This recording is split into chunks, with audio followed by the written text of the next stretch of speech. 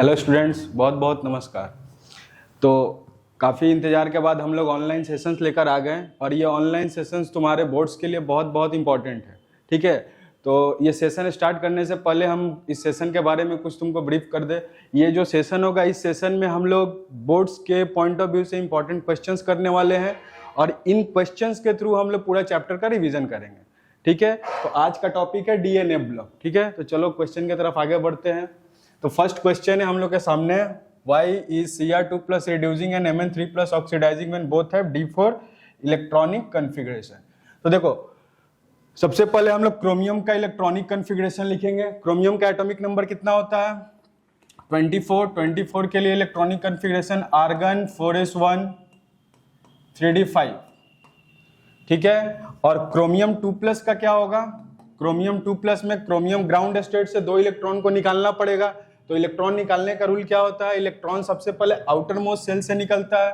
तो हम लोग 4s से एक इलेक्ट्रॉन निकाले तो ये हो गया 4s0, और एक इलेक्ट्रॉन निकालना है, वो इलेक्ट्रॉन कहां से निकलेगा? वो इलेक्ट्रॉन निकलेगा 3d से, तो ये हो जाएगा 3d4। ओके, नेक्स्ट है मैंगनीज। ठीक है, मैंगनीज का एटॉमिक नंबर होता है 25, आर्गन 4s2 3d5। अब यहाँ पे क्या दिया हुआ है? Mn3+ दिया है। तो Mn3+ के लिए मैंगनीज ग्राउंड स्टेट से कितना इलेक्ट्रॉन निकालना होगा? 3 इलेक्ट्रॉन। क्लियर है? तो 3 इलेक्ट्रॉन निकालेंगे तो इसका इलेक्ट्रॉनिक कॉन्फ़िगरेशन क्या होगा? 4s से 2 इलेक्ट्रॉन निकलेगा तो ये हो गया 4s0 और ये हो जाएगा 3d4। ठीक है, अब देखो ये रिड्यूसिंग जो Cr2+ है, Cr2+ रिड्यूसिंग एजेंट क्यों होगा? Cr2+ जब रिड्यूसिंग होगा तो जो रिड्यूसिंग एजेंट होता है उसका खुद का क्या होता है? उसका खुद का होता है ऑक्सीडेशन। तो ये Cr2+ एक इलेक्ट्रॉन लूज करके अपने ऊपर Cr3+ चार्ज एक्वायर करेगा, और जब ये Cr3+ में कन्वर्ट होगा, तो इसका इलेक्ट्रॉनिक कॉन्फ़िगरेशन हो जाएगा आर्गन 4s0 3d3। और ये जो 3d3 है, this is stable half field T2G, stable half field T2G electronic configuration. Okay, ये क्या हो जाएगा? ये T2G3 होगा। क्लियर है? अब हम लोग देखते हैं कि Mn3+ जो है, Mn3+ ऑक्सीडाइजिंग एजेंट की तरह क्यों बिहेव करेगा। अब ऑक्सीडाइजिंग एजेंट का क्या होता है? ऑक्सीडाइजिंग एजेंट का खुद का, हाँ सर बताओ, ऑक्सीडाइजिंग एजेंट का खुद का क्या होता है? ऑक्सीडाइजिंग एजेंट का खुद का होता है रिडक्शन। ठीक है, तो रिडक्शन मतलब ये अपना ऑक्सीडेशन स्टेट को डिक्रीज करेगा। अब ये ऑक्सीडेशन स्टेट को डिक्रीज कैसे करेगा? तो ये एक इलेक्ट्रॉन गेन करेगा। एक इलेक्ट्रॉन गेन किया, एक इलेक्ट्रॉन गेन करेगा तो पहले इस पे +3 चार्ज था, एक इलेक्ट्रॉन गेन किया तो इसके ऊपर हो गया Mn2+। ठीक है, अब इसका इलेक्ट्रॉनिक कॉन्फ़िगरेशन क्या होगा? Argon 4s0 3d5। अब देखो ये जो 3d5 है, this is half field d orbital, half field d orbital which is stable. तो ये इसका कॉन्सेप्ट है। अगर यही सेम क्वेश्चन तुम्हारे बोर्ड्स में आता है तो बोर्ड्स में इतना सारा चीज नहीं लिखना है, ये तुमको हम समझाने के लिए बताया कि ताकि और भी ऑक्सीडाइजिंग एजेंट और रिड्यूसिंग एजेंट का अगर क्वेश्चन तुमसे पूछे इस टाइप का क्वेश्चन, तो तुम लोग उसको इजीली कर लो। तो बोर्ड्स में लिखेगा क्या? तो देखो, बोर्ड्स में लिखने के लिए हम तुमको बता दे रहे हैं बोर्ड्स में क्या लिखना है। तो बोर्ड्स में तुमको क्या लिखना है? अगर सेम क्वेश्चन आता है तो Cr2+ का इलेक्ट्रॉनिक कॉन्फ़िगरेशन क्या होगा? Argon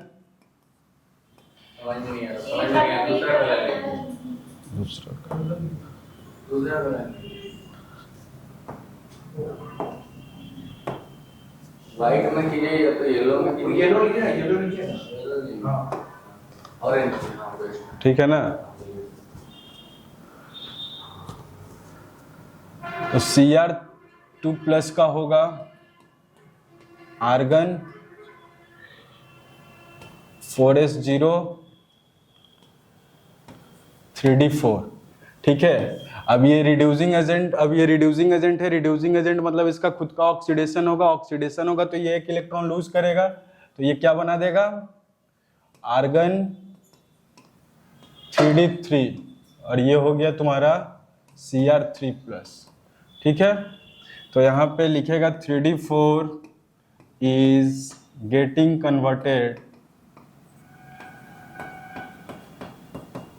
converted to 3D3, which is T2G3 half filled electronic configuration. ठीक है, सिमिलरली Mn3 प्लस का इलेक्ट्रॉनिक कन्फिग्रेशन लिखेगा। Mn3 प्लस क्या है? Argon 4s0, argon 4s0 3D4। ठीक है, तो ये एक इलेक्ट्रॉन गेन करेगा, तो ये हो जाएगा आर्गन 4s0 3D5, और ये 3D5 क्या है? हाफ फील्ड डी और वाइटल। ठीक है, अब नेक्स्ट क्वेश्चन मूव करते हैं, सेकंड क्वेश्चन। ठीक है, इसको नोट कर लो, सेकंड क्वेश्चन की तरफ मूव करते हैं। इसको पॉज कर देना।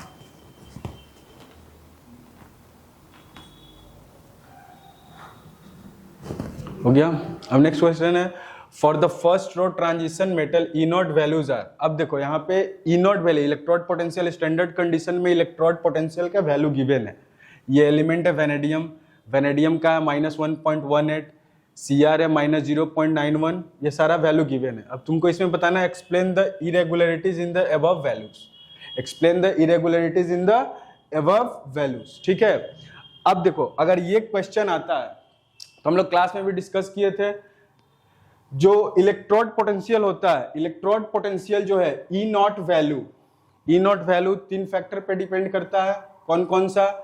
It is sum of, E naught is sum of, first है इंथैल्पी ऑफ, या फिर डायरेक्ट यहां पे लिखना sublimation energy, sublimation energy.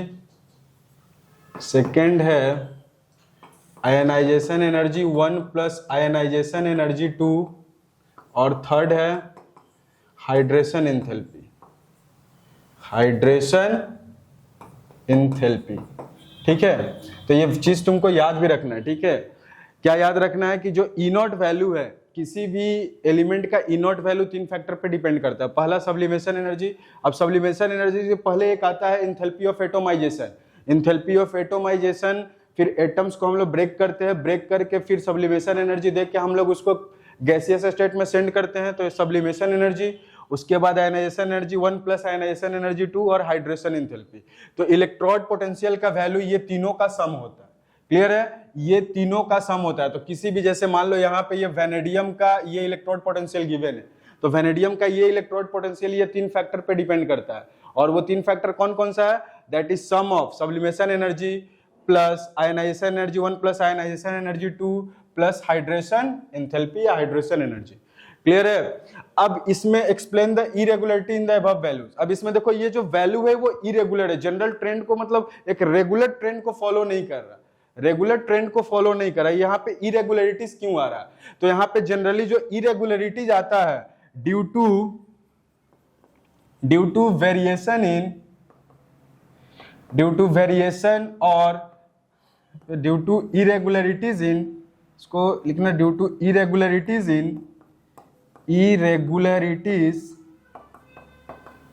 In ionisation energy 1, ionisation energy 2, due to irregularities ionisation energy 1 and ionisation energy 2 and sublimation energy. तो जो भी यहाँ पे इरेगुलरिटीज आ रहा है इलेक्ट्रोड पोटेंशियल का वैल्यू में, ये इरेगुलरिटी किसके कारण आ रहा है? It is due to irregularity in sublimation energy and ionisation energy of transition element. Okay, तो इसका आंसर क्या होगा? Explain the irregularities of the above value. तो आंसर लिखेगा, अगर बोर्ड्स में ये क्वेश्चन आता है तो आंसर तुमको क्या लिखना है? The irregularity in the above value is due to irregularity in sublimation energy and ionisation energy of element. ठीक है, इसको नोट कर लो। अब हम नेक्स्ट क्वेश्चन की तरफ मूव करते हैं। तो देखो इस क्वेश्चन से हम लोग दो चीज सीखे। ये तो जो ये क्वेश्चन है इसको तो हम लोग सॉल्व किए हैं, इससे हम लोग और एक क्वेश्चन का कॉन्सेप्ट सीखे। क्या कॉन्सेप्ट सीखे कि इलेक्ट्रोड पोटेंशियल जो होता है, इलेक्ट्रोड पोटेंशियल किसी भी एलिमेंट का किस पे डिपेंड करता है, तो तुमसे ये क्वेश्चन भी बोर्ड्स में पूछ सकता है। तो अगर मान लो ये क्वेश्चन आता है कि electrode potential of any element depends on which factor, तो आंसर क्या होगा? इलेक्ट्रोड पोटेंशियल जो होता है किसी भी एलिमेंट का, वो किसका सम होता है? It is sum of sublimation energy, और इसके जगह पे तुम enthalpy of atomisation plus ionization energy plus ionization energy 2 और हाइड्रेशन एंथैल्पी, ये तीनों का सम होता है इलेक्ट्रोड पोटेंशियल। क्लियर है? तो यहां से दो क्वेश्चन तुम्हारा रेडी हो गया। ठीक है, और इलेक्ट्रोड पोटेंशियल का कॉन्सेप्ट भी तुमको रिकॉल हुआ होगा। अब हम लोग नेक्स्ट क्वेश्चन इसको नोट कर लो। अब हम लोग उसके बाद नेक्स्ट क्वेश्चन की तरफ मूव करते हैं। अब देखो नेक्स्ट क्वेश्चन है, ये भी बहुत इंपॉर्टेंट क्वेश्चन है। क्वेश्चन क्या है? Why is the highest oxidation state of metal? Metal means transition, यहाँ पे डी ब्लॉक का है तो ट्रांजिशन मेटल के बारे में बात कर रहे हैं। Why is the highest oxidation state of metal exhibited in its oxide and fluoride only? ठीक है, अब किसी भी मेटल का हाईएस्ट ऑक्सीडेशन स्टेट फ्लोराइड और ऑक्साइड में ही क्यों होता है? ठीक है, तो इसका आंसर क्या होगा?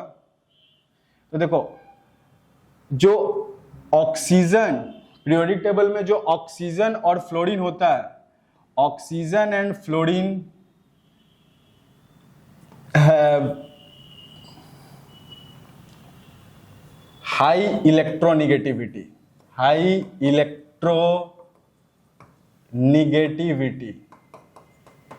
ऑक्सीजन एंड फ्लोरीन का सबसे ज्यादा इलेक्ट्रोनिगेटिविटी होता है। Oxygen and fluorine have high electronegativity, oxygen and fluorine have high electronegativity.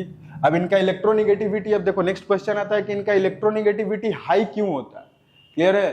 तो इनका इलेक्ट्रोनिगेटिविटी हाई होता है due to its small size, तो इनका स्मॉल साइज होने के कारण इनका इलेक्ट्रोनिगेटिविटी बहुत ज्यादा हो गया। अब ये ज्यादा इनका इलेक्ट्रोनिगेटिविटी जब बढ़ेगा तो इनका स्मॉल साइज हुआ इलेक्ट्रोनिगेटिविटी। ठीक है, हाई इलेक्ट्रोनिगेटिविटी वैल्यू और स्मॉल साइज के कारण ड्यू टू इट्स, तो आंसर क्या लिखेगा? अगर बोर्ड्स में ये क्वेश्चन आया तो तुमको आंसर क्या लिखना है? देखो बोर्ड्स में आंसर राइटिंग भी बहुत मैटर करता है। ठीक है, तो ज्यादा कुछ नहीं लिखना है। जैसे बहुत बार होता है ना, क्या होता है कि हम लोग एग्जाम में लिखते हैं, कुछ नहीं आता है तो लिखे जा रहे कुछ भी लिखे जा रहे, वैसा नहीं करना, उतना किसी के पास टाइम नहीं है। ठीक है, तो तुमको टू दी पॉइंट आंसर लिखना है। ठीक है, तो अगर इस क्वेश्चन का, अगर ये क्वेश्चन मान लो तुम्हारा बोर्ड्स में आता है तो तुम क्या करेगा? Why is the highest oxidation state of metal exhibited in its oxide and fluoride, तो लिखेगा highest oxidation state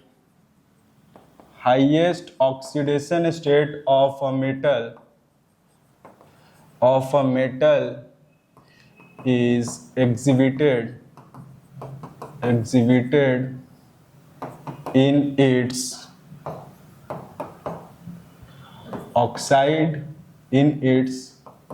oxide and fluoride due to following reason. पहला रीजन क्या है? फ्लोरीन और ऑक्सीजन।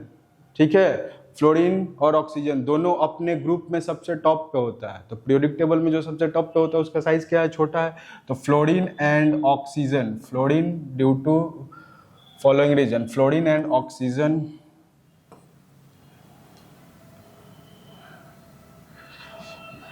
पहला है small size of fluorine and oxygen।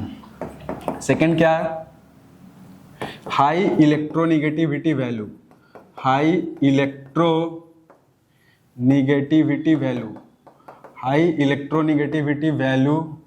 Of oxygen and fluorine, high electronegativity value of oxygen and fluorine, बस ये दो पॉइंट लिखना है। ठीक है, तो highest oxidation state of metal is exhibited in its oxide and fluoride due to a small size of fluorine and oxygen and high electronegativity value of oxygen and fluorine। इसको note कर लो। ठीक है, ठीक है, तो स्मॉल साइज होने के कारण, हाई इलेक्ट्रोनेगेटिविटी होने के कारण ये क्या करेगा। अब देखो यहीं पे और एक क्वेश्चन तुमसे पूछ सकता था, ठीक है, थोड़ा यहाँ पे क्वेश्चन घुमा के पूछता कि फ्लोरीन और ऑक्सीजन, ध्यान से सुनना, फ्लोरीन और ऑक्सीजन किसी भी मेटल को ज्यादा ऑक्सीडाइज क्यों करता है, ठीक है, तो उसका भी आंसर सेम होता, क्योंकि फ्लोरीन का और ऑक्सीजन का साइज छोटा होता है, उनका इलेक्ट्रोनेगेटिविटी वैल्यू बहुत हाई होता है, तो वो क्या करता है, they can easily oxidize metal to its highest oxidation state. Clear है, to its higher oxidation state, तो उसका भी आंसर क्या होता, सेम होता। क्लियर है, तो नोट कर लो। अब हम लोग नेक्स्ट क्वेश्चन की तरफ मूव करते हैं। तो आज का नेक्स्ट क्वेश्चन है क्वेश्चन नंबर 4, ठीक है, give examples and suggest reason for the following features of transition metal. अब देखो नेक्स्ट क्वेश्चन है, the lowest oxide of transition metal is basic and highest is amphoteric और एसिडिक इन नेचर। तो इसका reason और तुमको एक एग्जांपल बताना है, तो इसका रीजन क्या होगा समझना।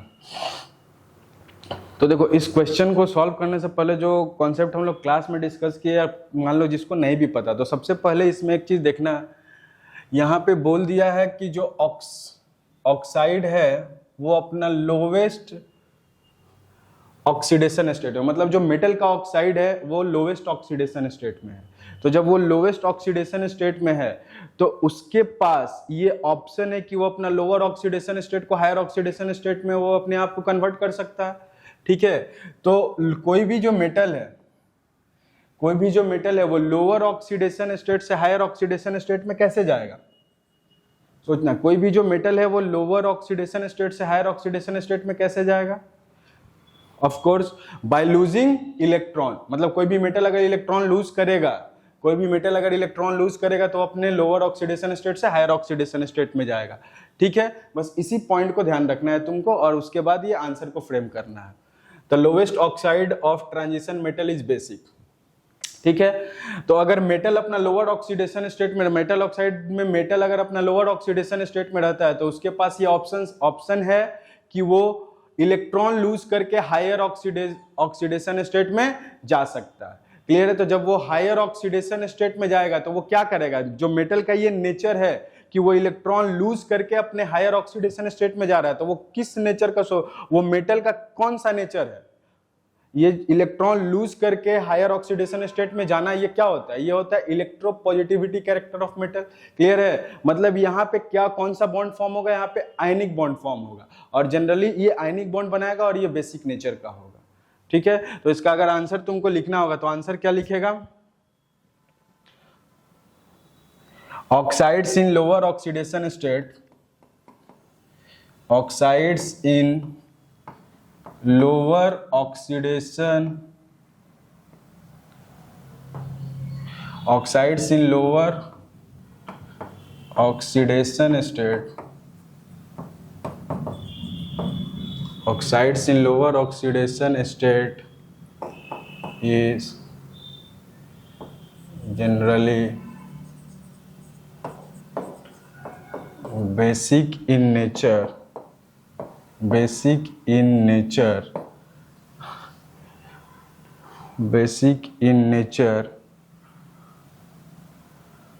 because metal in lower oxidation state have tendency to attain higher oxidation state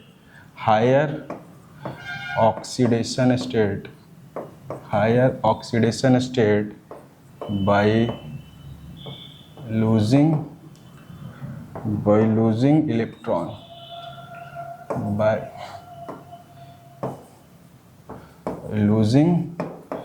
electron, okay, by losing electron. ठीक है, hence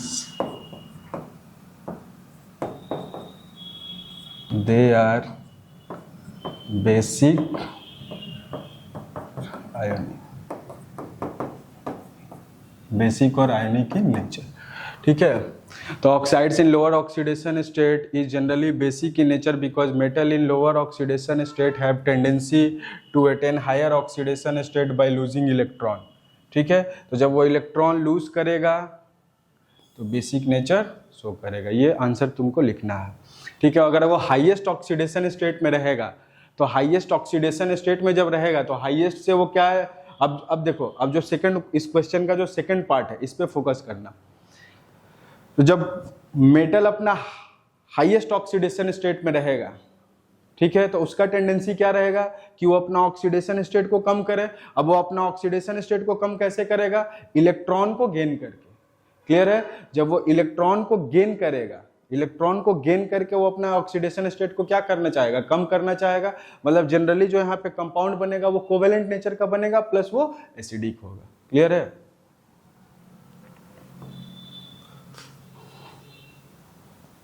ठीक है,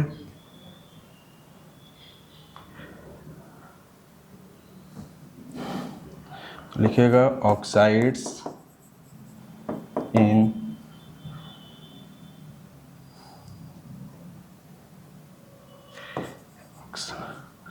oxides of metal, oxides of metal, oxides of metal in its highest oxidation state, oxides of metal, oxides of metal in its highest oxidation state, in its highest oxidation state have tendency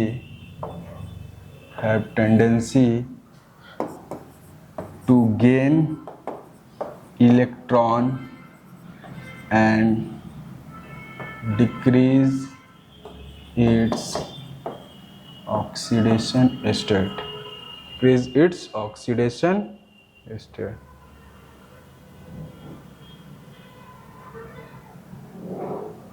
ठीक है, hence they are acidic in nature, ठीक है, इसको note कर लो। अब इसका example, अब अगर इसका एग्जाम्पल देखना है तो देखो इसका एग्जाम्पल, जैसे Mn2O7, Mn2, इसको नोट कर लो, ठीक है। अब देखो इसका एग्जाम्पल देखते हैं हम लोग।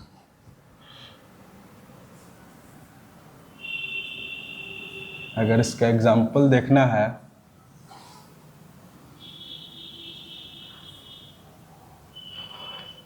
तो इसका एग्जाम्पल है MnO,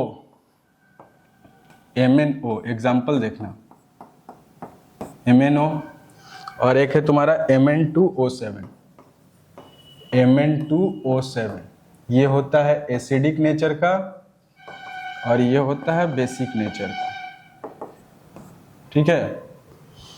यहाँ पे Mn कितना ऑक्सीडेशन स्टेट में है, +2, यहाँ पे कितना है, यहाँ पे कितना है।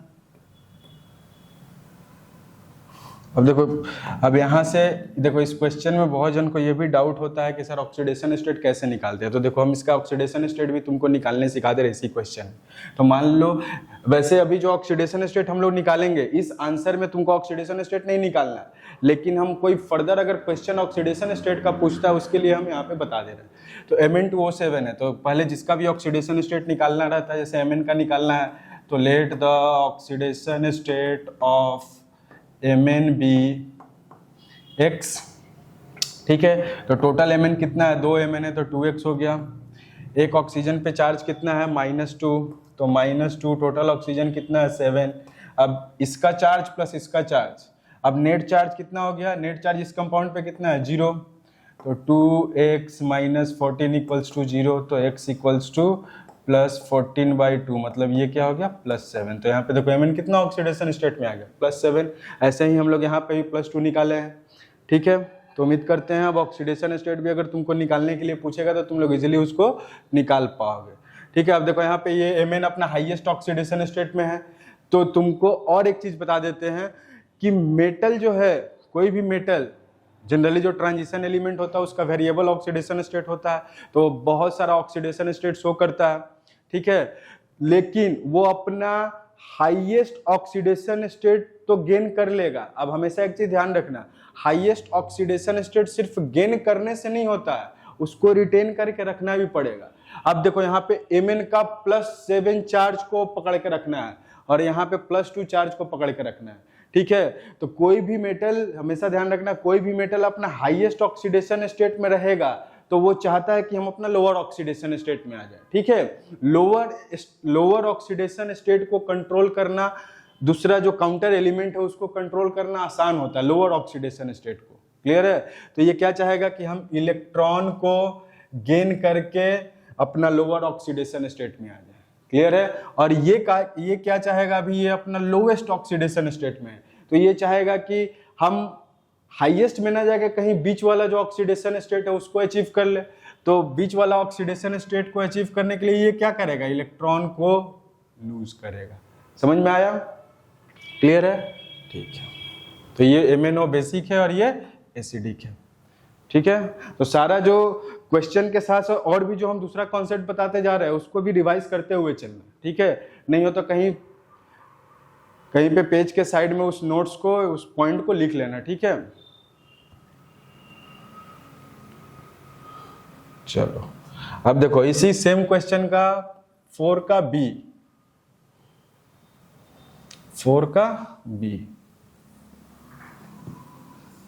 ये भी बहुत अच्छा क्वेश्चन है, बहुत बार बोर्ड्स में पूछा है, बहुत बार ये क्वेश्चन बोर्ड्स में पूछा हुआ है।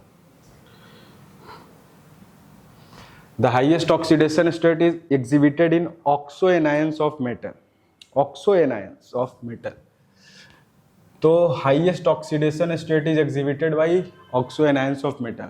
तो देखो अभी फर्स्ट वाले क्वेश्चन में हम तुमको क्या डिस्कस किए कि मेटल सिर्फ अपना हाईएस्ट ऑक्सीडेशन स्टेट अचीव कर ले वो बड़ी बात नहीं है। बड़ा बात है क्या कि मेटल अगर अपना हाईएस्ट ऑक्सीडेशन स्टेट अचीव करता है, तो जैसे Mn2O7 में Mn कितना ऑक्सीडेशन स्टेट में था, +7, तो +7 को कंट्रोल करने, जो मतलब Mn+7 के साथ अगर कोई भी एलिमेंट, कोई कंपाउंड बनाएगा, तो जो उसका काउंटर एलिमेंट है, मतलब जो उसके साथ एलिमेंट मिलके कंपाउंड बनाएगा, उसके पास वो पावर होना चाहिए कि Mn का +7 चार्ज को वो हैंडल कर सके, क्लियर है। तो पूरा का पूरा पीरियोडिक टेबल में हमेशा ध्यान रखना सिर्फ 2 ही ऐसा एलिमेंट है, एक फ्लोरीन है और एक ऑक्सीजन है, वही हाईएस्ट पॉजिटिव वैल्यू मतलब हाईएस्ट ऑक्सीडेशन स्टेट को कंट्रोल कर सकता है, क्लियर है। इसीलिए तुम लोग देखा होगा कि जनरली जो भी कंपाउंड्स बनता है किसी भी ट्रांजिशन एलिमेंट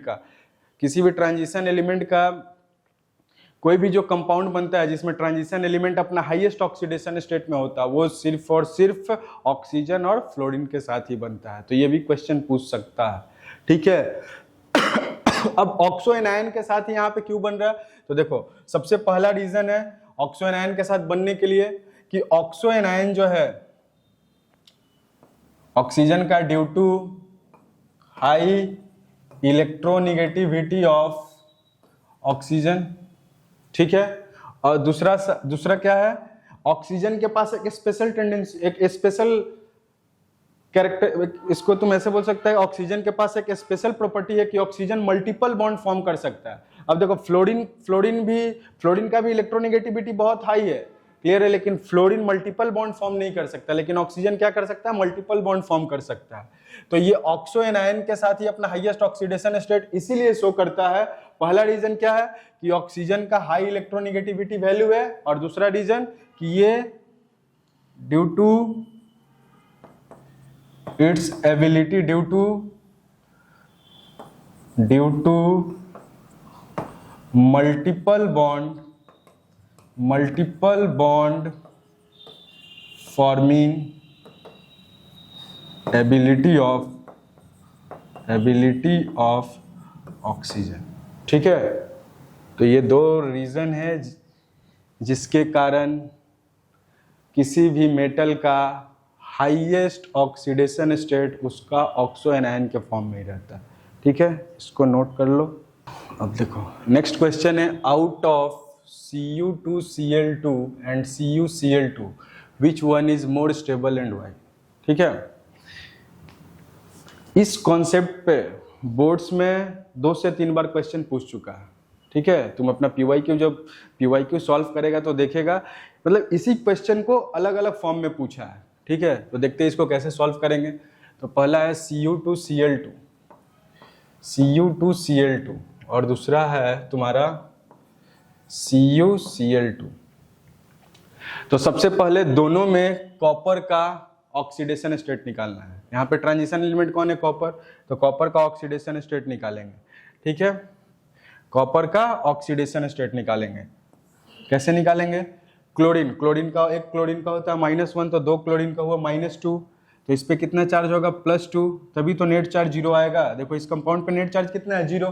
तो एक क्लोरीन का -1 तो 2 क्लोरीन का -2, तो -2 को बैलेंस करने के लिए यहाँ पे +2 होगा। या फिर जो इससे पहले वाले क्वेश्चन में जो हम तुमको ऑक्सीडेशन स्टेट कैलकुलेट करने का जो मेथड बताया वहां से भी कैलकुलेट कर सकता है, लेकिन वो थोड़ा टाइम कंज्यूमिंग है। ठीक है, तो ये -2 ये हो गया +2, तो यहाँ पे कॉपर कितना ऑक्सीडेशन स्टेट में है?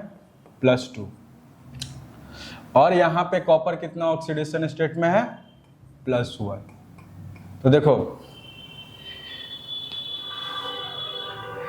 जो कॉन्सेप्ट हम तुमको बताने वाले हैं, इसी कॉन्सेप्ट पे एक और क्वेश्चन पूछा था PYQ में। वो क्वेश्चन क्या था? क्वेश्चन था कि why Cu+ disproportionates in aqueous medium, उसका भी सेम आंसर होगा। ठीक है, तो समझना ये जो Cu2+ है, अब तुमसे क्वेश्चन क्या पूछा? Out of Cu2Cl2 and CuCl2 which one is more stable and Y.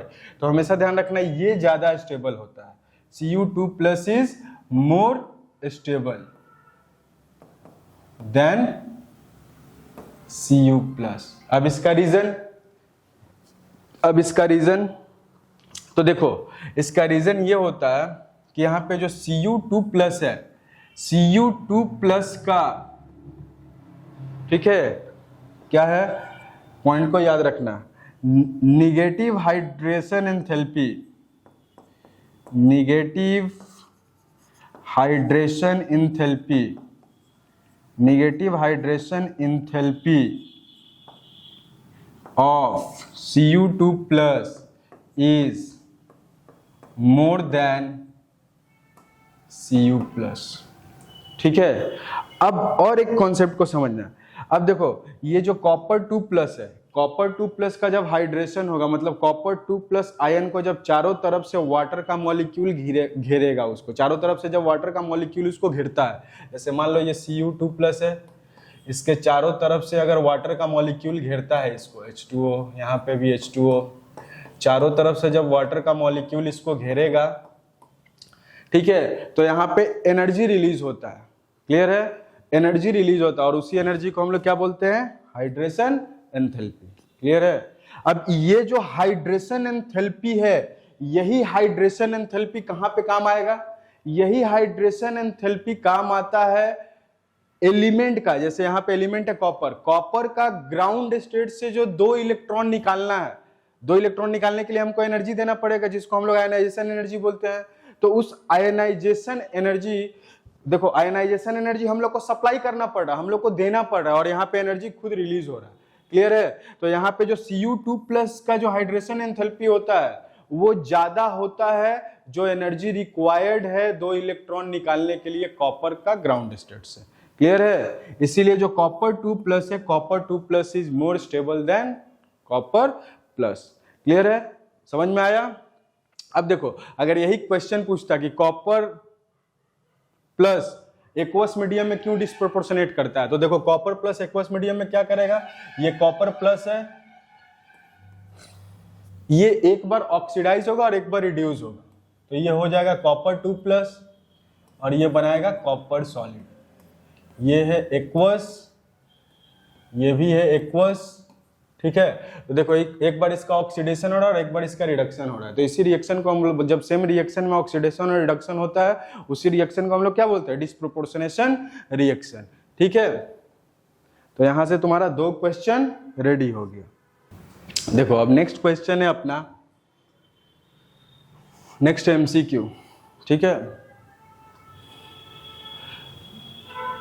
Variable valency is shown by, variable valency is shown by, पहला है सोडियम, दूसरा है कॉपर, तीसरा है मैग्नीशियम और चौथा है एल्यूमिनियम। तो आंसर होगा कॉपर। क्यों कॉपर? क्योंकि कॉपर के पास ड्यू टू वैकेंट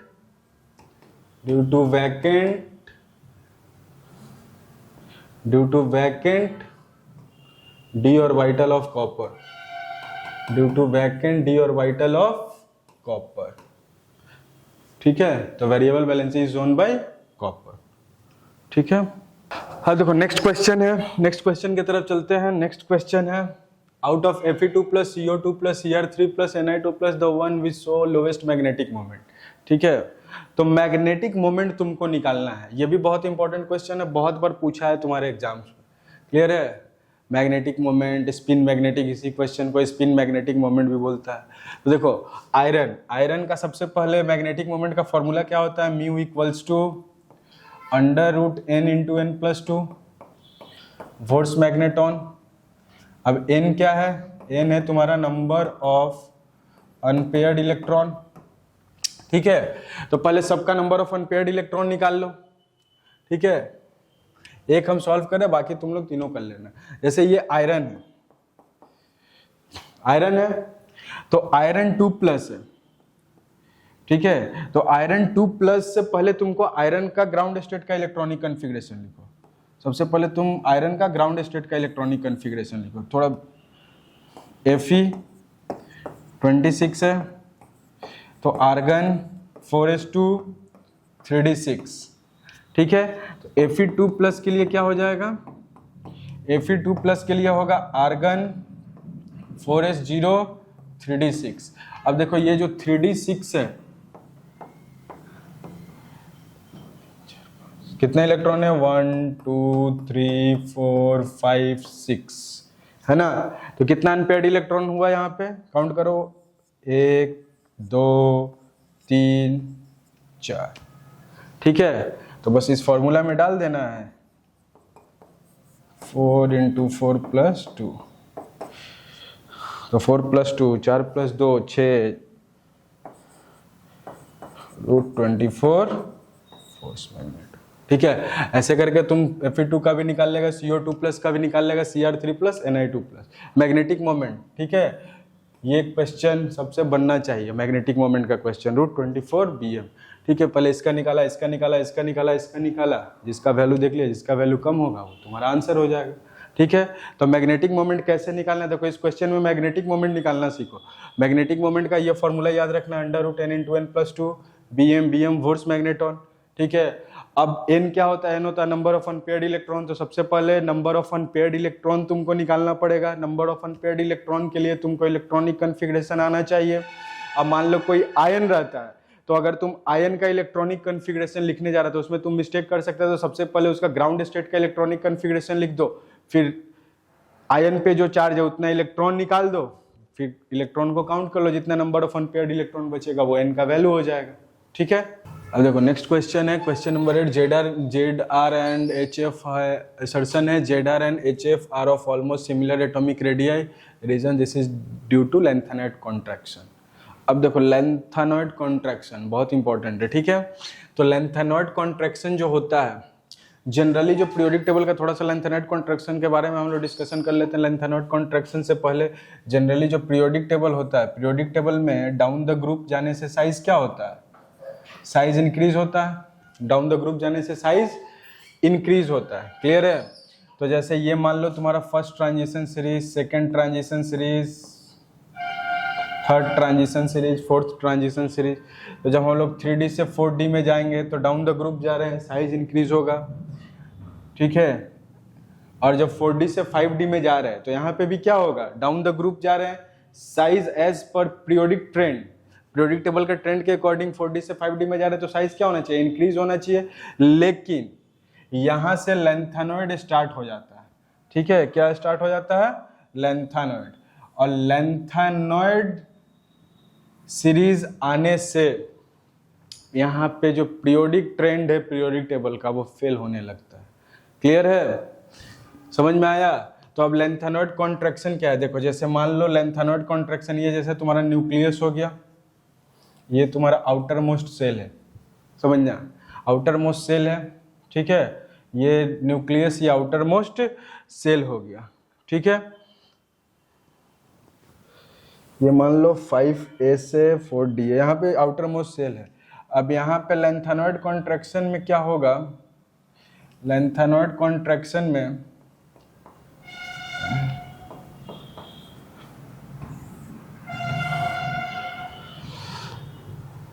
तो जब एफ ऑर्बिटल आएगा, एफ ऑर्बिटल में जब इलेक्ट्रॉन का फिलिंग स्टार्ट होगा, ठीक है, तो यहाँ पे फोर्स ऑफ अट्रैक्शन जो है, फोर्स ऑफ अट्रैक्शन जनरली यहाँ पे देखो, अगर 4F में इलेक्ट्रॉन बढ़ता है, जैसे ये मान लो तुम्हारा आउटर मोस्ट सेल हो गया, ये तुम्हारा आउटर मोस्ट सेल है, ठीक है, और ये मान लो तुम्हारा एफ ऑर्बिटल है। तो एफ ऑर्बिटल में जब इलेक्ट्रॉन क्लाउड बढ़ता है तो न्यूक्लियस और आउटर मोस्ट सेल के बीच में ये क्या करता है, एक दीवार का काम करता है। दीवार मतलब फोर्स ऑफ अट्रैक्शन को रोकता, ठीक है, फोर्स ऑफ अट्रैक्शन को क्या करता है, रोकता, क्लियर है। लेकिन एफ ऑर्बिटल का, और इसी इफेक्ट को हम लोग क्या बोलते थे, शील्डिंग इफेक्ट। तो एफ ऑर्बिटल जो होता है, एफ ऑर्बिटल का होता है पुअर शील्डिंग इफेक्ट। क्या होता है, पुअर शील्डिंग इफेक्ट। मतलब यहाँ पे तो इलेक्ट्रॉन जैसे जैसे भरेगा, लेकिन ये उतना प्रॉपर्ली इसको शील्ड नहीं कर पाएगा। शील्ड मतलब इनके और इनके बीच में उतना अच्छे से ये दीवार का काम नहीं कर पाएगा। जब दीवार का काम नहीं कर पाएगा तो न्यूक्लियस और आउटर मोस्ट सेल के बीच में डायरेक्ट इंटरेक्शन होगा, क्लियर है। तो जब न्यूक्लियस और आउटर मोस्ट सेल के बीच में डायरेक्ट इंटरेक्शन होगा तो न्यूक्लियस उसको क्या करेगा, अपने तरफ अट्रैक्ट करेगा। जब अट्रैक्ट करेगा तो साइज क्या होगा, कॉन्ट्रैक्ट होगा, क्लियर है। इसी को हम लोग बोलते हैं लेंथेनॉइड कॉन्ट्रैक्शन, क्लियर है। तो अब देखो यहाँ पे जो क्वेश्चन है, ZR and HF are of almost similar atomic radius.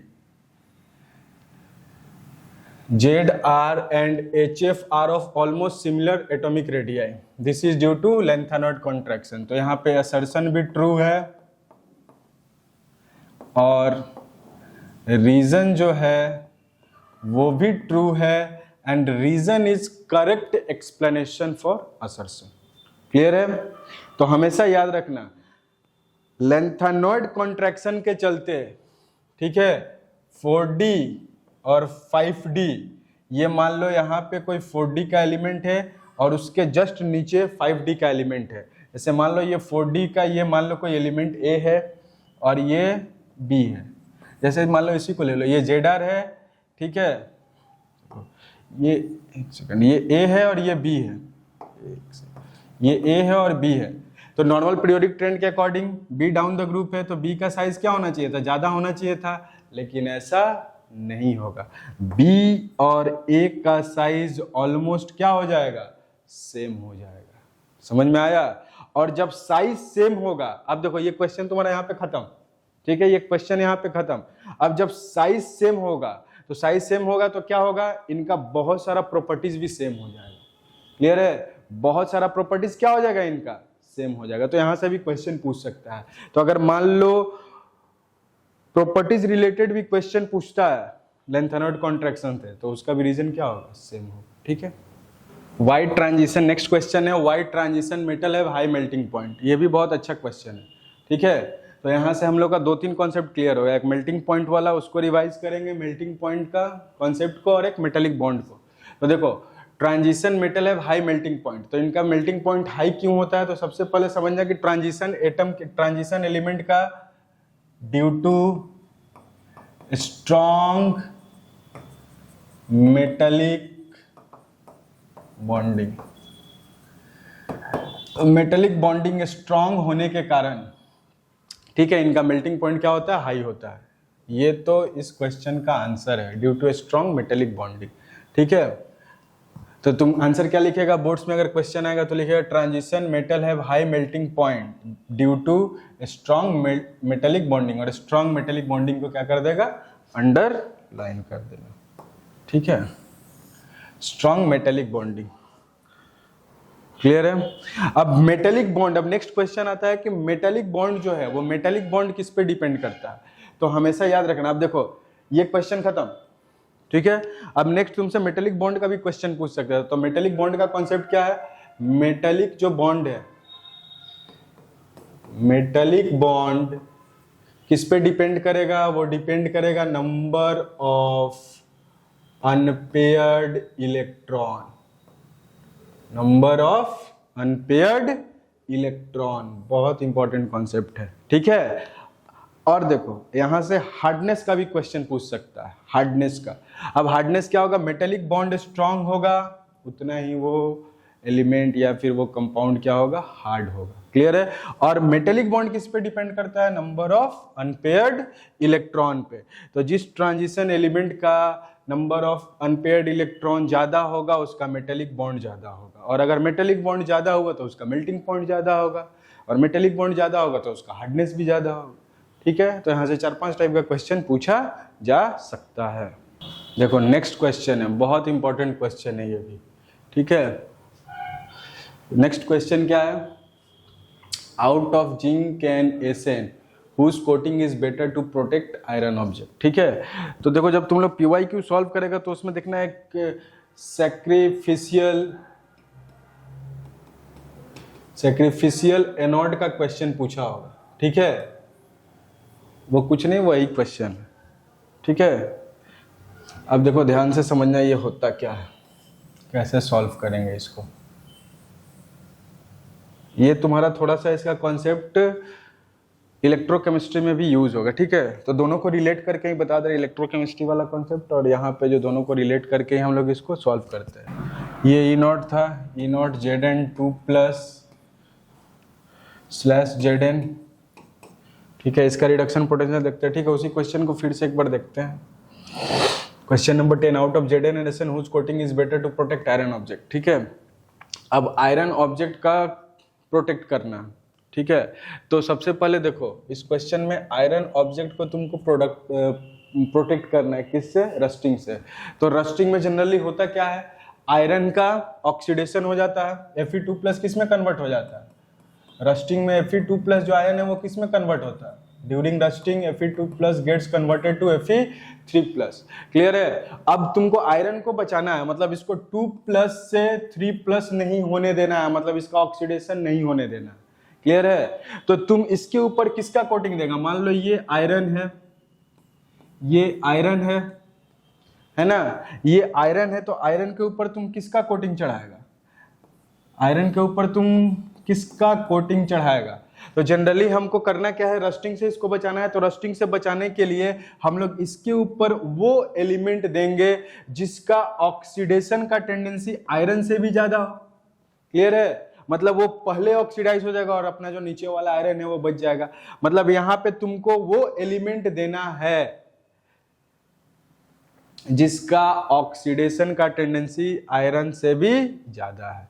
ठीक है, तो इस क्वेश्चन को एक बार देखते हैं। ये वैल्यू तो इस अभी जो हम तुमको वैल्यू लिखने जा रहे हैं, ये वैल्यू इस क्वेश्चन में तुमको वैल्यू लिखना नहीं है, लेकिन इस वैल्यू के थ्रू हम इसको एक्सप्लेन करेंगे, ताकि ये जो वैल्यू हम लिखने वाले हैं ये इलेक्ट्रोकेमिस्ट्री में भी है, ताकि तुम्हारा इलेक्ट्रोकेमिस्ट्री का भी कुछ कॉन्सेप्ट रिवाइज हो जाए। ठीक है, तो ये है E0 Zn2+/Zn, इसका वैल्यू होता है -0.76 वोल्ट। ठीक है, टीन का होता है Sn2+Sn, टीन का होता है -0.14 वोल्ट, और आयरन का होता है स्टैंडर्ड रिडक्शन पोटेंशियल। सब कौन सा वैल्यू है, देखो तो सब कौन सा वैल्यू है, -0.44 वोल्ट। सब कौन सा वैल्यू है, देखो +2 से 0 हो रहा है रिडक्शन, +2 से 0 रिडक्शन, +2 से 0 रिडक्शन। अब जिसका रिडक्शन पोटेंशियल, मतलब ये सब किसका वैल्यू है, SRP का वैल्यू है, स्टैंडर्ड रिडक्शन पोटेंशियल का वैल्यू। ठीक है, अब जिसका स्टैंडर्ड रिडक्शन पोटेंशियल का वैल्यू, जिस एलिमेंट का स्टैंडर्ड रिडक्शन पोटेंशियल का वैल्यू जितना ज्यादा, उसका रिडक्शन का टेंडेंसी उतना ज्यादा। तो देखो तुमको बचाना किसको है, आयरन को बचाना है। तुमको बचाना किसको है, आयरन को बचाना है। तो हम लोग आयरन के ऊपर वो एलिमेंट देने वाले हैं जिसका ऑक्सीडेशन टेंडेंसी आयरन से ज्यादा हो। ठीक है, ऐसे इस कॉन्सेप्ट है। अब देखते हैं इस वैल्यू के बेसिस पे किसका ऑक्सीडेशन टेंडेंसी ज्यादा होगा। तो देखो जिंक का है -0.76, इसका है -0.44, तो ये दोनों में से ज्यादा बिगड़ वैल्यू कौन सा है, -0.44। मतलब अगर जिंक से इसको आयरन को कंपेयर करते हैं, ठीक है, तो आयरन का रिडक्शन टेंडेंसी जो है, आयरन का रिडक्शन टेंडेंसी, आयरन का रिडक्शन टेंडेंसी जिंक से ज़्यादा है, जिंक का रिडक्शन टेंडेंसी से ज़्यादा है। तो क्या हम बोल सकते हैं जब इसका रिडक्शन टेंडेंसी जिंक से ज़्यादा है, आयरन का रिडक्शन टेंडेंसी जिंक से ज़्यादा है, तो जिंक का oxidation tendency, oxidation tendency iron से ज़्यादा होगा। ठीक है, तो मिल गया तुम्हारा आंसर। किससे कोटिंग करेगा उसको? जिंक से। ठीक है, अब मान लो ये समझ में नहीं आया तो एक बार टिन वाला देख लेते हैं। टिन से इसको कंपेयर करते हैं। इसका वैल्यू कितना है? -0.14 वोल्ट, और इसका वैल्यू कितना है? 0.44 वोल्ट, है ना। ये दोनों में से बिगर वैल्यू टिन का, मतलब इसका रिडक्शन टेंडेंसी, टिन का रिडक्शन टेंडेंसी, टिन का जो रिडक्शन टेंडेंसी है वो आयरन से ज़्यादा, मतलब टिन का ऑक्सीडेशन टेंडेंसी आयरन से क्या हो जाएगा? कम हो जाएगा, है ना। तो हम लोग इसका यूज नहीं करेंगे। इसीलिए कभी भी अगर आयरन को प्रोटेक्ट करना है तो उसके ऊपर जिंक का लेयर को बिछाया जाता है। ठीक है, और यही सेम आंसर किसका होगा? Why zinc is used as, why zinc is used as sacrificial anode, उसका भी सेम आंसर होगा। ठीक है, ठीक है, कॉन्सेप्ट समझ में आया। तो अगर इसका बोर्ड में आंसर लिखना होगा तो बोर्ड्स में क्या आंसर लिखेगा? बोर्ड्स का पेपर में अगर क्वेश्चन आता है ये, तो इसका आंसर क्या लिखना है तुमको? Out of zinc and SN whose coating is better to protect iron object. तो लिखना zinc coating is done to protect iron object because it is more reactive than iron. ठीक है, तो जो भी रिएक्शन करना है, अगर आयरन के ऊपर जिंक है तो जिंक इससे ज़्यादा रिएक्टिव है, जिंक अपने ही रिएक्शन कर लेगा, जिंक अपने साथ ही रिएक्शन कर लेगा, और आयरन जो उसके नीचे में लेयर है उसको वो बचा देगा। ठीक है, अब चलो नेक्स्ट क्वेश्चन की तरफ मूव करते हैं। Use the data to answer the following and also justify giving reasons. Which is a stronger reducing agent in aqueous medium, Cr2 और Fe2+ एंड वाई। ठीक है, क्वेश्चन को सोचो कैसे करेगा सॉल्व। अब देखो ये जो डेटा है, यहाँ पे एक चीज मिसिंग है, M3+, यहाँ पे होगा ये जो वैल्यू है Me3+ से Me2+ है। ठीक है, तो पहला क्वेश्चन है which is stronger reducing agent in aqueous medium, Cr2+ और Fe2+। अब देखो रिड्यूसिंग एजेंट है,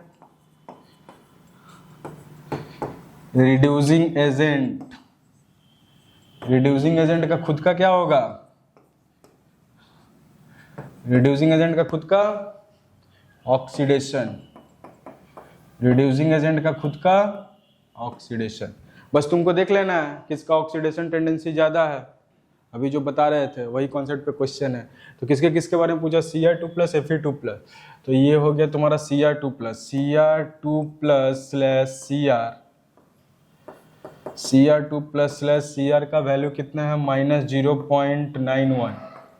ठीक है, आयरन का कितना है? आयरन का Fe2+/Fe कितना है? -0.44 वोल्ट। ठीक है, -0.44 वोल्ट। तो ये दोनों में से, दोनों SRP का वैल्यू है, दोनों किसका वैल्यू है? SRP का। तो ये दोनों में से ज़्यादा SRP किसका है? आयरन का SRP ज़्यादा है, तो इसका रिडक्शन टेंडेंसी ज़्यादा होगा, इसका रिडक्शन टेंडेंसी ज़्यादा होगा, मतलब इसका ऑक्सीडेशन टेंडेंसी क्या होगा? ऑक्सीडेशन टेंडेंसी इसका, ऑक्सीडेशन टेंडेंसी कम होगा। ठीक है, और रिड्यूसिंग एजेंट का क्या होना चाहिए? ऑक्सीडेशन होना चाहिए, तो इसका ऑक्सीडेशन टेंडेंसी कम है, मतलब आंसर क्या होगा? तो आंसर हो जाएगा तुम्हारा इसका Cr। ठीक है, Cr2+। ठीक है,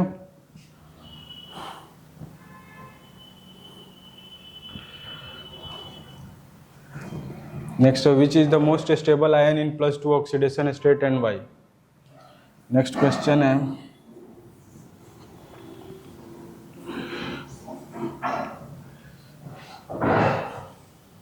which is most stable ion in +2 oxidation state and why. अब देखो +2 ऑक्सीडेशन स्टेट, तो देखो अगर x में एक कॉन्सेप्ट याद रखना, अगर E0 का वैल्यू, अगर E0 का वैल्यू जितना ज़्यादा पॉजिटिव होगा, more positive E0 value comma more feasible will be the reaction, more feasible will be the reaction, more feasible will be the reaction। तो देखो यहाँ पे M3 प्लस M2 प्लस का वैल्यू कंपेयर होगा, सबसे पॉजिटिव वैल्यू किसका है, ठीक है, मतलब ये CO3 प्लस से अगर तुम CO2 प्लस बना रहा है तो इसका वैल्यू कितना है, +1.97 वोल्ट, +1.97 वोल्ट। मतलब ये इधर उतना ही जाना चाहेगा, और जाना चाहेगा मतलब CO3 प्लस CO2 प्लस में जाना चाहता है। क्यों जाना चाहेगा, कोई अपना स्टेट छोड़ के दूसरे स्टेट में क्यों जाना चाहता है, ताकि वो ज़्यादा स्टेबिलिटी को गेन कर पाए। तो देखो +3 सही है, +2 स्टेट में जाना चाह रहा है। क्यों जाना चाह रहा है, क्योंकि ज़्यादा स्टेबल हो रहा है। कैसे समझ में आ रहा है कि ये ज़्यादा स्टेबल हो रहा है, क्योंकि ये जो वैल्यू है ज़्यादा पॉजिटिव है। ज़्यादा पॉजिटिव मतलब ये रिएक्शन जो है वो ज़्यादा फिजिबल है, ठीक है। इसको देखिए, next question, why transition element in their compound acts as good catalyst. तो देखो कैटलिस्ट का नेक्स्ट प्रॉपर्टी का क्वेश्चन है, कैटलिस्ट। तो transition element and their compound acts as good catalyst. तो देखो कैटलिस्ट का जनरली काम क्या होता है, ठीक है, थोड़ा सा ये तुम केमिकल काइनेटिक्स में भी हम लोग इसको पढ़ते हैं। कैटलिस्ट क्या करता है, कैटलिस्ट किसी भी रिएक्शन रेट को फास्ट कर देता है। कैसे फास्ट करता है, वो एक्टिवेशन एनर्जी को कम कर देता है ना। और एक्टिवेशन एनर्जी को कैसे कम करता है, वो एक अल्टरनेट पाथ क्रिएट कर देता है। जैसे मान लो ये है तुम्हारा एक्टिवेशन एनर्जी, ठीक है। तो जब तुम कैटलिस्ट इसमें ऐड करेगा तो वो क्या कर देगा, इस पाथ को कम कर देगा, ठीक है। अब एक्टिवेशन एनर्जी कितना हो गया, यहाँ से यहाँ तक हो गया एक्टिवेशन एनर्जी, ठीक है। तो रिएक्शन ज़्यादा फास्टर रेट से होगा, ठीक है। अब आ जाओ इस क्वेश्चन पे, why transition element and their compound acts as good catalyst. तो देखो ट्रांजिशन एलिमेंट जो होता है, सबसे पहले transition element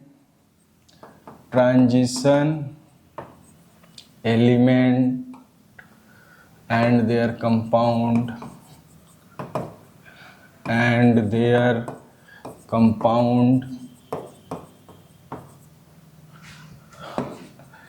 acts as good catalyst due to following reasons, ठीक है। वो रीजन क्या क्या है, तो पहला रीजन है, तो transition elements and their compound acts as good catalyst due to following reason. पहला रीजन क्या है, फर्स्ट रीजन है due to variable valency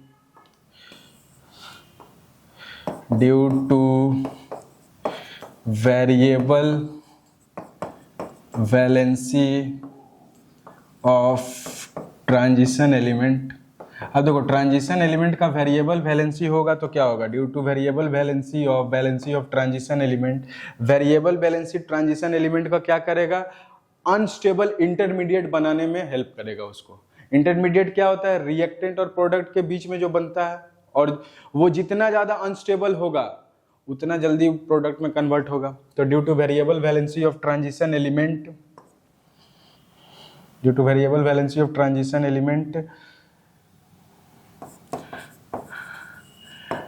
transition element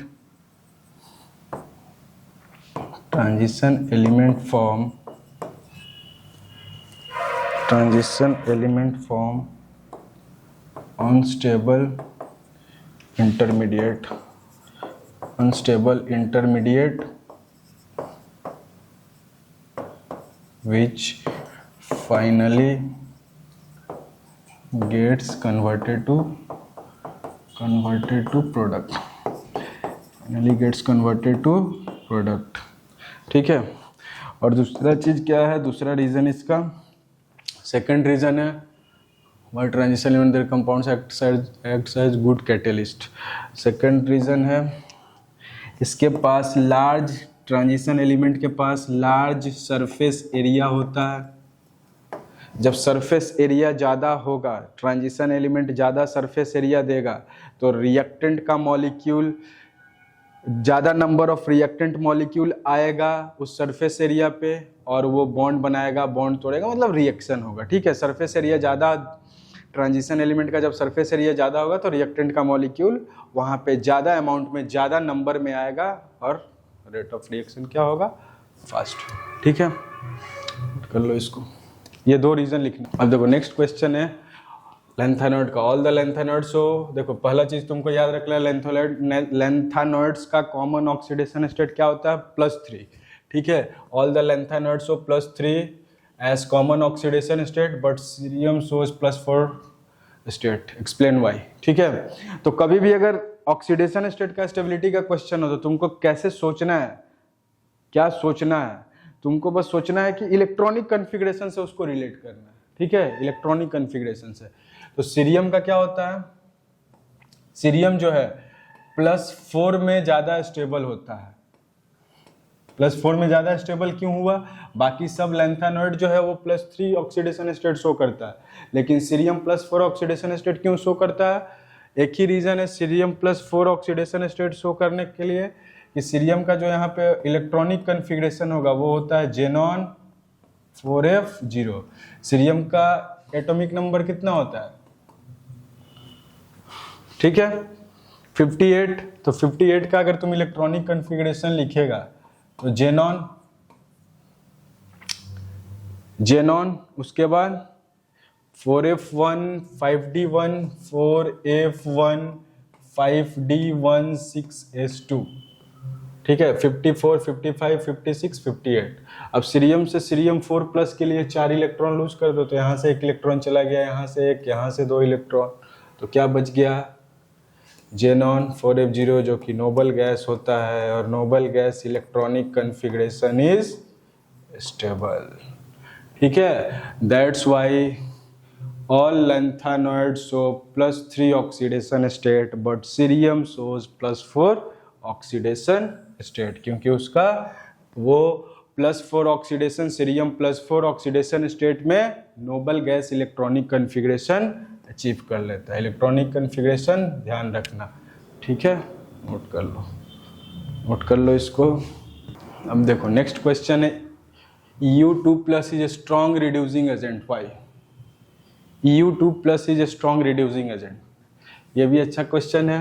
देखो एक ही कॉन्सेप्ट है, कुछ रटना कुछ नहीं है, बस जो इलेक्ट्रॉनिक कन्फिग्रेशन बताया जा रहा है इलेक्ट्रॉनिक कन्फिग्रेशन के बेसिस पे ही सारा चीज़ आंसर करना। देखो EU2+, अब हम लोग जानते हैं lanthanoid common oxidation state of lanthanoid is +3। तो यूरोपियम यहाँ पे +2 EU2+ में है, तो वो लेंथानॉइड का कॉमन ऑक्सीडेशन स्टेट में जाना चाहेगा, +2 से वो +3 में जाना चाहेगा। क्यों +3 में जाना चाहेगा, क्योंकि लेंथानॉइड का कॉमन ऑक्सीडेशन स्टेट क्या है, +3। तो +3 में जाने के लिए वो क्या करेगा, 1 इलेक्ट्रॉन लूज करेगा, +3 में चला गया। क्लियर है। अब देखो जब ये +3 में गया तो इसका हो गया ऑक्सीडेशन, और जिसका ऑक्सीडेशन होता है वो किसके तरह बिहेव करता है, ठीक है, रिड्यूसिंग एजेंट का क्या होता है, रिड्यूसिंग एजेंट का ऑक्सीडेशन होता है। ठीक है, तो इसका आंसर क्या होगा, और एक क्वेश्चन, इसका आंसर क्या होगा, 2+ जो है, एक second, common oxidation state lanthanoid is +3, U2+ किस में कन्वर्ट होगा, U3+ में ऑक्सीडेशन होगा, और रिड्यूसिंग एजेंट का खुद का क्या होता है, ऑक्सीडेशन। क्लियर है। तो अगर तुमको इसका आंसर लिखना होगा U2+ ये strong reducing agent because U2+ will try to achieve U3+, ठीक है, बिकॉज लैंथेनॉइड है +3 as common oxidation state. Okay, ठीक है, लिख लो इसको। Actinoid show irregularities in their electronic configuration, why. अब देखो एक्टिनॉइड जो होता है वो अपना इलेक्ट्रॉनिक कन्फिग्रेशन में रेगुलर ट्रेंड को फॉलो नहीं करता, इरेगुलर ट्रेंड को फॉलो करता है। इसके पीछे रीजन, तो जो एक्टिनॉइड्स होता है उसमें इलेक्ट्रॉन किस में फिल होता है, लैंथेनॉइड एक्टिनॉइड्स में इलेक्ट्रॉन f ऑर्बिटल में फिल होता है, सबको पता है f ऑर्बिटल में इलेक्ट्रॉन फिल हो गया, ठीक है। तो रेगुलर ट्रेंड में कब फॉलो करता है, जैसे मान लो तुम एक्टिनॉइड सीरीज में मूव कर रहा, एक्टिनियम, ठीक है, इधर तुम मूव कर रहा, तो यहाँ पे मान लो 4f1 4f2 4f3 4f4, मतलब एक रेगुलर ट्रेंड में इंक्रीज होता, ठीक है। तो हम लोग क्या बोलते हैं कि इसका इलेक्ट्रॉनिक कन्फिग्रेशन रेगुलर ट्रेंड को फॉलो कर रहा है, लेकिन यहाँ पे इरेगुलर ट्रेंड क्या होता है। तो सबसे पहला पॉइंट तो यहीं पे एक क्वेश्चन बन गया कि एक्टिनॉइड का इलेक्ट्रॉनिक कन्फिग्रेशन इरेगुलर होता है। क्लियर है, स्टेटमेंट बन गया। अब ये इरेगुलर क्यों होता है, क्योंकि f ऑर्बिटल का स्टेबिलिटी देखते हैं, F0 F7 और F14 ये स्टेबल होता है। ये हाफ फील्ड f ऑर्बिटल हो गया, ये फुल्ली फील्ड f ऑर्बिटल हो गया, और ये फुल्ली फील्ड, और ये गया एम्प्टी। क्लियर है। तो जब भी इलेक्ट्रॉनिक कन्फिग्रेशन लिखेगा तुम, तो ध्यान, मतलब इलेक्ट्रॉनिक कन्फिग्रेशन लिखने के टाइम f ऑर्बिटल का स्टेबिलिटी पे ध्यान देना। वो चाहता क्या है कि f में या तो मेरे पास 0 इलेक्ट्रॉन आ जाए, या 7 इलेक्ट्रॉन आ जाए, या 14 इलेक्ट्रॉन आ जाए। This is the reason why actinoid so irregular trend in their electronic configuration, ठीक है, ठीक है। अब नेक्स्ट क्वेश्चन पे बढ़ते हैं। Right the preparation of following Na2Cr2O7 from Na2Cr4। ये भी अच्छा क्वेश्चन है, ठीक है। ये सब क्वेश्चन देखो, आज जो हम लोग क्वेश्चन किए इस सेशन में, जो क्वेश्चन किए हैं डीएनए ब्लॉक से, हम लोग कोशिश किए हैं कि हर एक टॉपिक को हम लोग इन क्वेश्चंस के थ्रू रिवाइज कर लें, ठीक है। और जो क्वेश्चन हम तुमको क्लास में इस सेशन में कराए हैं, वो सारा क्वेश्चन तुम्हारा बोर्ड एग्जाम के लिए इम्पॉर्टेंट है, या तो वो एग्जाम में आ चुका है, या फिर उन क्वेश्चंस का एग्जाम में आने का हाई प्रोबेबिलिटी है, ठीक है। समझ में आया। नेक्स्ट क्वेश्चन है, right the preparation of the following Na2Cr2O7, मतलब तुमको Na2Cr4 सोडियम क्रोमेट से तुमको बनाना है Na2Cr2O7। क्या डालते हैं, सल्फ्यूरिक एसिड डाल देते हैं, H2SO4, ठीक है, H2SO4 डाल देंगे, ये क्या बन जाएगा, Na2SO4 प्लस H2O, ठीक है। याद रखना है इसको, Na2Cr4 से Na2Cr2O7 क्रोमेट से डाइक्रोमेट बनाना है, H2SO4 डाल देते हैं, ठीक है। अब K2MnO4 को कहाँ से बनाना है, MnO2 से, तो MnO2, ठीक है। देख लेना, ये अगर रिएक्शन को बैलेंस करना होगा तो रिएक्शन को बैलेंस भी तुम लोग कर सकता है। MnO2 है, उसको हम लोग KOH देंगे और O2 दे देंगे। MnO2 plus KOH plus O2 क्या फॉर्म करेगा, K2MnO4, K2MnO4 प्लस पानी H2O, ठीक है। ये हो गया 2 2, ये हो जाएगा 4, बैलेंस हो गया, तो 4 2 6,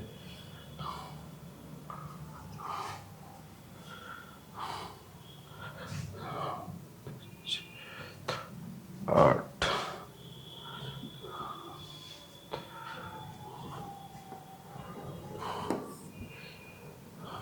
ठीक है।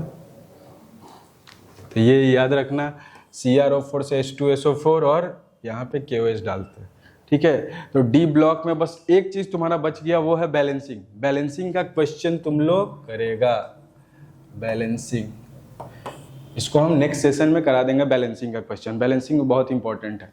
तो उम्मीद करते हैं ये सेशन तुम लोग के लिए हेल्पफुल होगा, और तुमको करना क्या है, देखो सारा नोट्स को रिवाइज कर लेना, जो हम क्लास में नोट्स कराए सारा नोट्स को अच्छे से रिवाइज कर लेना है। PYQ, सेलेक्टेड PYQ, ठीक है, PYQ को प्रैक्टिस कर लेना है, ठीक है। अब उतना टाइम नहीं है तो सारा PYQ अभी नहीं हो सकता है, तो जो जो सेलेक्टेड PYQ है उनको कर लेना। और ये सेशन के थ्रू हम कोशिश किए हैं कि जो तुम्हारा बोर्ड्स के लिए इम्पोर्टेंट क्वेश्चन है, जो ऑलरेडी तुम्हारा बोर्ड्स में आया हुआ है या फिर आ सकता है, उसको कवर करने का कोशिश किए हैं। और इन क्वेश्चन के थ्रू हम लोग पूरा DNA ब्लॉक का कॉन्सेप्ट को रिवाइज करने का कोशिश किए हैं, ठीक है। चलो फिर हम लोग नेक्स्ट सेशन में मिलते हैं, ठीक है। अच्छा से पढ़ेगा, एकदम टेंशन फ्री होके जाएगा, paper will be very easy, ठीक है। बहुत आसान होगा पेपर, एकदम मक्खन मक्खन होगा पेपर, आराम से देगा, ठीक है।